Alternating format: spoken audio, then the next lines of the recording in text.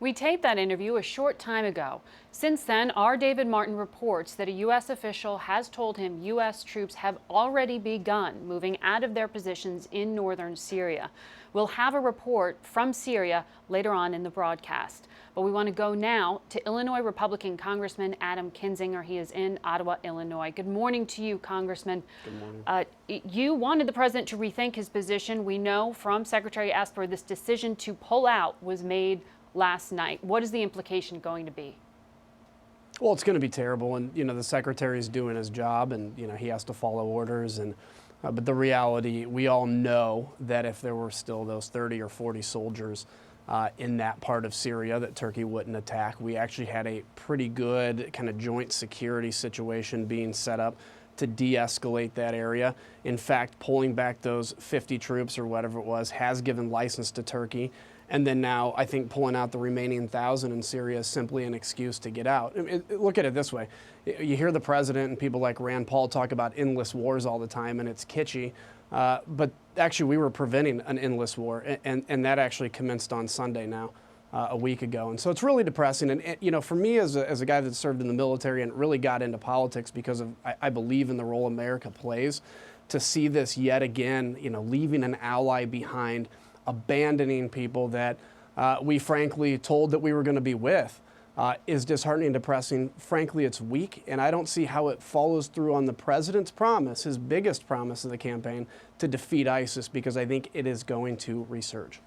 Is the president putting U.S. national security at risk? Yes, I think so, yeah. And look at what's going to happen out of here. Now, we have another group that now believes they can't rely on the United States. There's a lot of complication in the Kurd situation, and I've seen all this Russian misinformation now on the internet that's being picked up by some of these political blogs that these are the bad Kurds and there's good Kurds. Well, look, there are Kurds that aren't the best folks in the world, but there are also people that we have chosen to equip to fight ISIS, that we were with. We had created a situation in which there was stability. And out of an impulsive decision, I think that the president made, otherwise it was cold and calculated because he's been thinking about it for a while and nobody else knew. The Kurds found out on Twitter, for goodness sakes.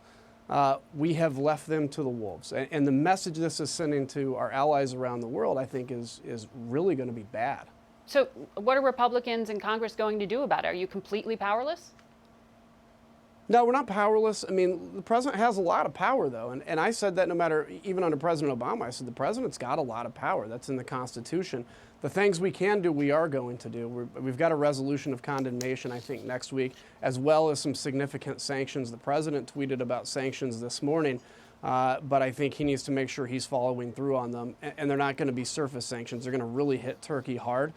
And then the other thing we can do is be outspoken about this. The American people, who want strength and leadership, who were promised by this president that we would defeat ISIS, deserve to hear the truth and not these things like endless war that you hear some on the kind of libertarian spectrum talk about. There is now a war that's been commenced in Syria because we have pulled 50 troops out from being able to prevent that war.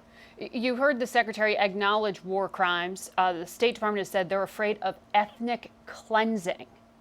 So, looking at all of that, aren't sanctions just punitive? They're not preventative? Yeah. Is there a responsibility here to do something? Yeah, I think there is. I think it is not necessarily going to prevent Turkey from doing what they're doing. This has been Turkey's dream for a long time, and the president basically gave the green light to do it. They're going to be important, but I think we also have to continue to say this, which is when the United States backs away, chaos follows through. And we had a situation of stability there. It wasn't perfect. Erdogan probably didn't want to have to do joint patrols with the U.S. because he wanted to attack. But we're the United States of America, and we can prevent things like that. We have to remember the strength we have and not just try to run away from every conflict we could have. So the Wall Street Journal had an editorial that was pretty strong here in sharply criticizing the president, quote, for his habit of impulsive judgment, and they argued that his judgment can be so reckless that many voters who took a risk on him the first time will ask if he's worth a second gamble in 2020. Impeachment won't defeat Donald Trump in 2020, but Donald Trump might. Does this make you question whether you're going to support President Trump in 2020? Well, I'm not going to go there and question whether I'm going to support, but it does, I think the president needs to be aware that, and I know Republican-based voters. I represent both Republicans and Democrats. I have a Republican district. One of the things they loved about Donald Trump is they're like, he says what he means, he's tough, he's, taking the fight to ISIS. And I'm having a hard time seeing how basically pulling out of Syria, and it's not just about protecting the Kurds, it's about getting intel and fighting ISIS. And I don't see how that's going to be a position of strength. So we'll have to see how 2020 plays out on that. Yes, no. Should Erdogan come to the White House next month as planned? No, absolutely not. Thank you, Congressman.